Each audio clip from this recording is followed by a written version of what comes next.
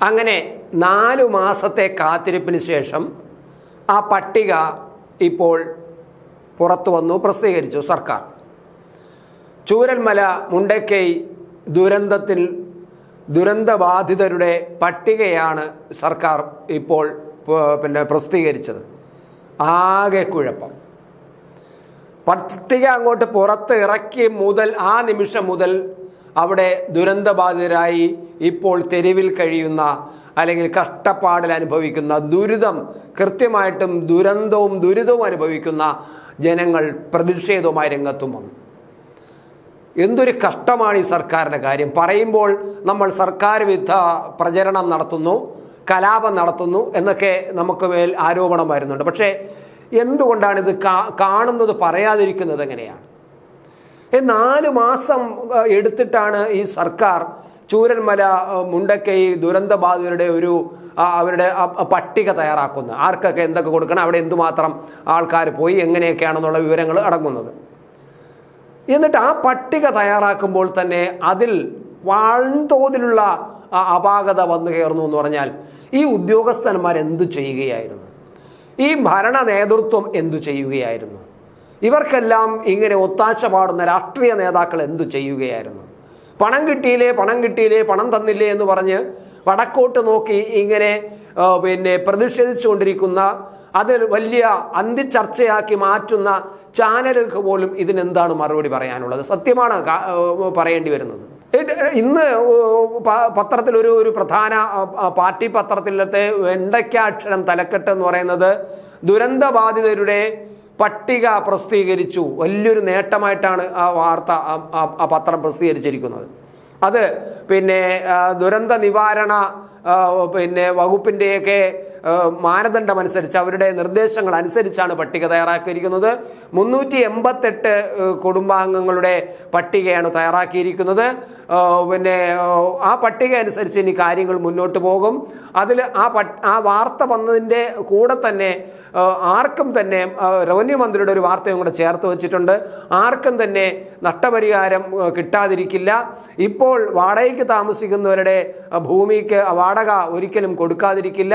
ഇപ്പോൾ കുറച്ച് പേർക്ക് വാടക കിട്ടിയില്ല, വീട്ടുവാടക കിട്ടിയില്ല എന്ന പരാതി മാധ്യമങ്ങളിൽ നിന്ന് അറിഞ്ഞു. അവർക്കെല്ലാം നമ്മൾ പരിഹരിച്ചിട്ടുണ്ട് എന്നൊക്കെയുള്ള റവന്യൂ മന്ത്രിയുടെ പ്രസ്താവനയെ അതിനകത്ത് ഉൾച്ചേർത്ത് വെച്ചിട്ടാണ് ആ വാർത്ത വന്നത്. ആ വാർത്ത എന്തോ ആയിക്കട്ടെ, അവർ രാഷ്ട്രീയ പാർട്ടി പത്രം എന്നുള്ളത് അവരങ്ങനെ ഒരു വാർത്ത ഉണ്ടാക്കും. പക്ഷേ ഈ പട്ടിക തയ്യാറാക്കുമ്പോൾ ഒരു പരാതി വരെ, അതാ ഇപ്പോഴും ഞാൻ നിങ്ങളുടെ മുന്നിൽ ഇത് അവതരിപ്പിക്കുമ്പോഴും ഈ വാർത്ത നിങ്ങളുടെ മുന്നിൽ പറയുമ്പോഴും ഈ നിമിഷവും അവിടെ മേപ്പാടി പഞ്ചായത്തിൻ്റെ മുന്നിൽ ജനങ്ങൾ വൻ പ്രതിഷേധത്തിരിക്കുകയാണ്. അവരവിടെ നിന്ന് പോകില്ല എന്നാണ് പറയുന്നത്. പട്ടിക പിൻവലിച്ചിട്ട് പുതിയ പട്ടിക തയ്യാറാക്കണം. ആ പട്ടിക കുറ്റം തീർന്നതായിരിക്കണം എന്നാണ് പറയുന്നത്. സമരത്തിലിരിക്കുന്ന അവർ പറയുന്നത് എന്താണെന്ന് അറിയാമോ? LPS പഠിക്കുന്ന കുറച്ച് പിള്ളേർക്ക് ഈ പട്ടിക തയ്യാറാക്കാൻ കൊടുത്താൽ പോലും കൃത്യമായിട്ട് ഈ പട്ടിക തയ്യാറാക്കുമായിരുന്നു. കാരണം അവർക്കിതെല്ലാം അറിയാവുന്നതാണ്. ആ നാട്ടിലെ ആർക്കൊക്കെ എന്തൊക്കെ നഷ്ടം വന്നിട്ടുണ്ട്, എത്ര പേർക്ക് നഷ്ടം വന്നിട്ടുണ്ട്, ഏതെല്ലാം വീട്ടുകാർക്ക് നഷ്ടം വന്നിട്ടുണ്ട്, ഏതെല്ലാം വീട്ടുകാർ ഒലിച്ചുപോയി, ഏതെല്ലാം വീട്ടിൽ എത്ര പേര് മരിച്ചുപോയി, അവിടുത്തെ സാധാരണ കുട്ടികൾക്കറിയാമെന്നേ. ആ കുട്ടികളോട് കൊണ്ട് അവരുടെ നിങ്ങൾ പട്ടിക തയ്യാറാക്കുന്നേ ഈ റവന്യൂ ഉദ്യോഗസ്ഥന്മാരോ അല്ലെങ്കിൽ സർക്കാർ ഉദ്യോഗസ്ഥന്മാരോ ഞങ്ങളെ കൊണ്ടൊക്കെയില്ല, നിങ്ങൾ ചെയ്യുമെന്ന് പറഞ്ഞെങ്കിൽ പിള്ളേർ ഗംഭീരമായിട്ടൊരു റിപ്പോർട്ട് തയ്യാറാക്കി കൊടുത്തതിനെ, ഒരു പട്ടിക തയ്യാറാക്കി കൊടുത്തതിനെ എന്നാണ് ഇപ്പോൾ സമരത്തിൽ ഇരിക്കുന്ന ഒരാൾ ഇപ്പം പറയുന്നത് ഞാൻ കേട്ടത്. നോക്കുക, എന്തൊരു ഗതികേടാണ് ഒരു സർക്കാരിൻ്റെ കാര്യം. ഈ ദുരന്തത്തെക്കുറിച്ച് സംസ്ഥാന സർക്കാർ ഒരു കണക്കുകൾ പട്ടിക നമ്മളൊരിക്കൽ കേട്ടതാണ്. ഒരു വലിയ പട്ടിക, പെരുപ്പിച്ച് കാട്ടിയ കണക്കുകളുടെ ഒരു പട്ടിക. അത് കേന്ദ്രത്തിൽ കൊടുക്കാനാണെന്നും അങ്ങനെ 1 രൂപ കിട്ടണമെങ്കിൽ 100 രൂപ ചിലവായെന്ന് കണക്ക് കൊടുത്താലേ നമുക്ക് 1 രൂപ തരൂ എന്ന ഒരു തരം മുടന്തൻ ന്യായം പറഞ്ഞുകൊണ്ടാണ് ആ പട്ടിക അങ്ങനെ വന്നതിനെ അന്ന് സർക്കാർ ന്യായീകരിച്ചത്. ആ പട്ടിക അങ്ങനെ വന്നതിനെക്കുറിച്ച് മാധ്യമങ്ങൾ പ്രചരിപ്പിച്ചതിനെ മാധ്യമങ്ങൾ വളരെ മോശമായിട്ടാണെന്നും എന്തു പറയാം, ഒരു വല്ലാത്ത വാക്കുകൾ ഉപയോഗിച്ചുകൊണ്ടാണ് മുഖ്യമന്ത്രി അതിനെ നേരിട്ടത്. എന്തായാലും ഒരു വാർഡിൽ തന്നെ 70 പേരുടെ പേരുകൾ ഇരട്ടിപ്പ് വന്നിരിക്കുന്നു എന്നാണ് ഇപ്പോൾ പറയുന്നത്. എങ്ങനെയാണ് ഈ ഡബിളിങ് വരുന്നത്? ഒരു 11 വീടുകളിൽ പരിപൂർണമായും ആ വീട്ടിലുള്ള എല്ലാവരും ഒലിച്ചുപോയി, മരിച്ചുപോയി. പക്ഷെ അവരുടെ പേരുകളൊന്നും പലതിലും ഈ പട്ടികയിൽ വന്നിട്ടില്ല. അങ്ങനെ തുടങ്ങി പരിപൂർണമായും പിഴവ് വന്ന അപാകത നിറഞ്ഞ ഒരു പട്ടികയാണ് സർക്കാർ. ഇങ്ങനെ പഴി കേൾക്കാൻ വേണ്ടി സർക്കാർ എന്തിനാണ് ഇങ്ങനെ ഒരു പട്ടിക തയ്യാറാക്കുന്നത്? നിങ്ങളുടെ റവന്യൂ ഉദ്യോഗസ്ഥന്മാർ 4500 6500 രൂപയുള്ള വൻകിട ഹോട്ടലുകളിലാണ് താമസിച്ചത് ഇത് പഠിക്കാൻ വേണ്ടിയിട്ട്, ദുരന്തത്തെക്കുറിച്ച് പഠിക്കാൻ വേണ്ടിയിട്ട്. അല്ലേ, നമ്മൾ വാർത്ത പറഞ്ഞതാണ്. എന്തൊരു ധൂർത്താണ് അവിടെ നടന്നുകൊണ്ടിരിക്കുന്നത്. ഈ ദുരന്തം നടന്നുകൊണ്ട് ആൾക്കാർ കൈയയച്ച് സഹായം നൽകി.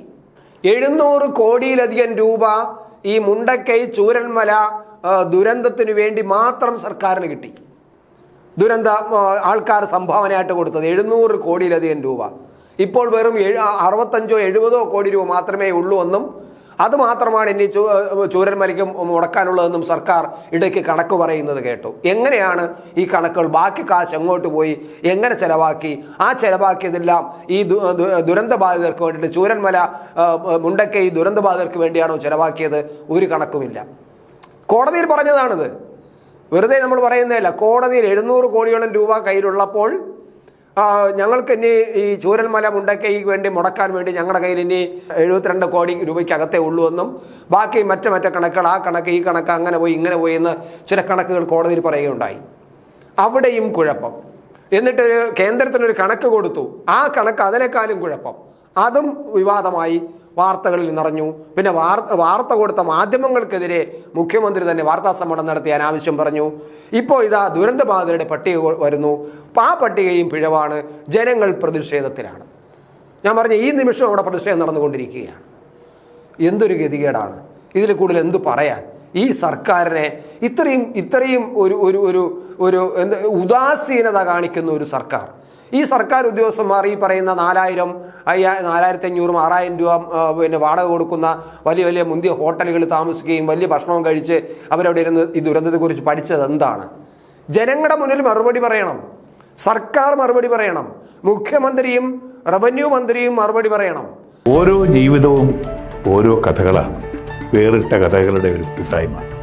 വേണമെങ്കിൽ നമുക്കതിനെ ഒരു നോവലെന്ന് പേരിടാം. അതുപോലൊരു നോവലല്ലേ നിങ്ങളുടെ ജീവിതവും? എന്താ, ശരിയല്ലേ? നിങ്ങളുടെ അനുഭവങ്ങൾ, കഥകൾ എന്തുമായിക്കൊള്ളട്ടെ, അത് കേൾക്കാൻ DNA ന്യൂസിലൂടെ ഞാൻ എത്തുന്നു. കഥ പോലൊരു ജീവിതം, അതിനായി ഞാൻ നിങ്ങൾക്ക് വേണ്ടി കാത്തിരിക്കുന്നു. നമുക്ക് ഒന്നിച്ച് കാണാം, കുറേ കാര്യങ്ങൾ സംസാരിക്കാം, വേദനകൾ പങ്കിടാം. നിങ്ങളുടെ വിഷയങ്ങൾ, അനുഭവങ്ങൾ അത് ഞങ്ങളെ അറിയിക്കേണ്ട വിലാസം താഴെ കൊടുക്കും.